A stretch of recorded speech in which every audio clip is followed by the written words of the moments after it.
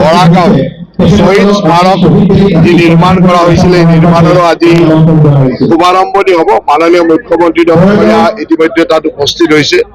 মুখ্যমন্ত্ৰী ডাঙৰীয়াই এই শহীদ স্মাৰক উন্মোচন কৰাৰ লগে লগে অসম আন্দোলনৰ ইতিহাস সমৃদ্ধ এই স্মাৰকে আমাক সকলোকে গৌৰৱান্বিত কৰে। অসমৰ 860গৰাকী শ্বহীদৰ প্ৰতিমূৰ্তিকে আদি কৰি বিভিন্ন ব্যৱস্থা সম্বলিত এটা সুন্দৰ স্মাৰক নিৰ্মাণ কৰা হৈছে। যোৱাকালি আমি তাত আধ্যাত্মিক অনুষ্ঠান ইত্যাদি কৰিছিলো আৰু আজি ৰাইজৰ কাৰণে এইটো মুকলি কৰি দিব। আমি অসম আন্দোলনৰ লগত যিসকল লোক জড়িত আছিলো সকলোৰে কাৰণে আজি এটা গৌৰৱৰ দিন, অসমবাসীৰ কাৰণে এটা গৌৰৱৰ দিন। আজি আমি অসমৰ এই পৰিৱেশ পোৱাত আমাৰ জাতীয় শ্বহীদসকলৰ যি অৱদান, সেই অৱদানক আজি আমি চৰকাৰীভাৱে বা আমাৰ অসমৰ ৰাইজে সুন্দৰভাৱে শ্ৰদ্ধাঞ্জলিৰে স্বীকৃতি দিয়াৰ চেষ্টা কৰিছে। আৰু আমি সকলোৱে বিচাৰো যে অমৰ শ্বহীদসকলে দেখুৱাই দিয়া ৰাতে বাটেৰে যাতে আমি কাম কৰি যাব পাৰো। অসমখনৰ জাতিটোৰ সুৰক্ষাৰ কাৰণে 860গৰাকী শ্বহীদে জীৱন ত্যাগ কৰিছিল। আজি সেই ত্যাগৰ কথাবিলাক আমাৰ নতুন প্ৰজন্মই জানিব লাগিব আৰু তাৰ কাৰণে শ্বহীদ স্মাৰকত সেই ধৰণৰ ব্যৱস্থা কৰা হৈছে। আজি প্ৰতিখন জিলাতে আমি এই ধৰণৰ কাৰ্যসূচী কৰিছো। নলবাৰী জিলাতো আমি, কাৰণ নলবাৰী অসম আন্দোলনৰ এক অভিকেন্দ্ৰ আছিল। নলবাৰীত অসম আন্দোলনৰ লগত জড়িত অজস্ৰ লোক আজিও আছে, অজস্ৰ পৰিয়াল আছে, নিৰ্যাতিত পৰিয়াল, শ্বহীদ পৰিয়াল। নলবাৰীৰ বৰ্তমানৰ নলবাৰী জিলাখনতে 35গৰাকী শ্বহীদ আছে। 35গৰাকী শ্বহীদৰ পৰিয়াল ইয়াত আছে। ঠিক তেনেকে যথেষ্ট নিৰ্যাতিত পৰিয়াল আছে। সদৌ অসম ছাত্ৰ সন্থাৰ পৰা আদি কৰি সেই সময়ৰ যথেষ্ট সংগ্ৰামী সত্তা ইয়াত আছে।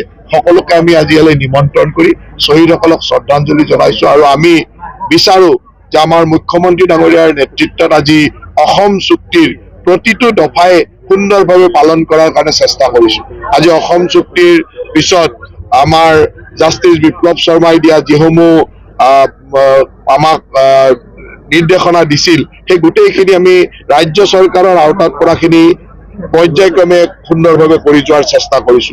আৰু আমাৰ সকলোৰে দায়িত্ব যে 860জন শ্বহীদৰ ত্যাগৰ বিনিময়ত হোৱা অসম চুক্তিক যাতে আমি সফল ৰূপ দিব পাৰো, তাৰ কাৰণে আমাৰ চৰকাৰখনে সকলো দিশতে কাম কৰিছে। নলবাৰীত কাৰ্যসূচী বুলি ক'লে বৰাগাঁৱত যিটো কাৰ্যসূচী হৈছে, এই কাৰ্যসূচীৰ পোনপটীয়া সম্প্ৰচাৰ ইয়াত নলবাৰীত গোটেই গৰ্ডন ফিল্ডত আজি প্ৰায় 15,000 ব্যক্তি উপস্থিত হৈ তাক চাব। ঠিক তাৰ লগে লগে আমি এই কাৰ্যসূচীৰ পিছতে আমি আমাৰ ইয়াতো শ্ৰদ্ধাঞ্জলি কাৰ্যসূচী এতিয়া হৈ গ'ল, বাকী কাৰ্যসূচীও চলি থাকিব। আৰু আমি মুখ্যতঃ শ্বহীদসকলক স্মৰণ আৰু অসম আন্দোলনৰ সেই সময়ৰ যি ইতিহাস, সেই ইতিহাস নতুন প্ৰজন্মই জানিব লাগিব।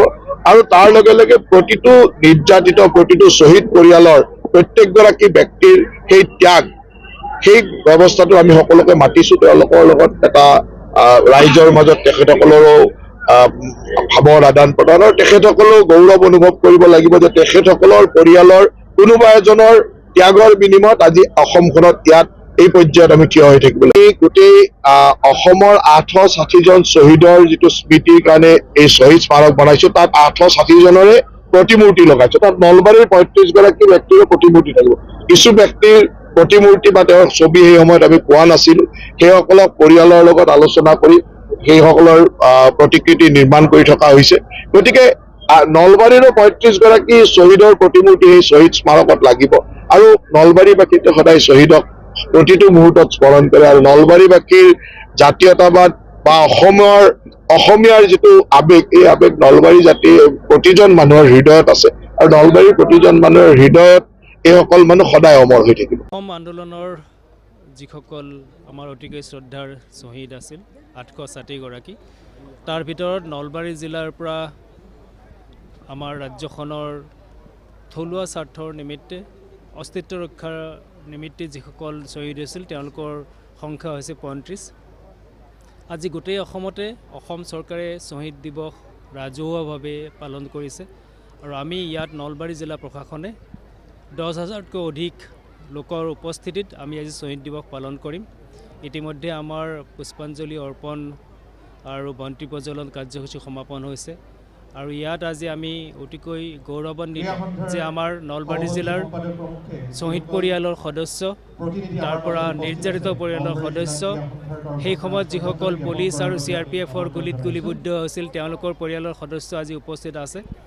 আৰু আমি জানো যে তেওঁলোকৰ মৃত্যুটো আমাৰ কাৰণে কিমান বেছি গৰিমাময়, যে মৃত্যুটো এটা শিল্প, জীৱনৰ কঠিন শিলত কটা নিৰ্লোভ ভাস্কৰ্য।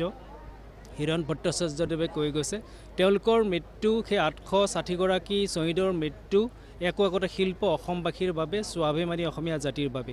গতিকে আজি এই পবিত্ৰ মুহূৰ্তত তেওঁলোকলৈ শ্ৰদ্ধা নিবেদিব পাই আমি নলবাৰী জিলা প্ৰশাসন গৌৰৱান্বিত আৰু ধন্য।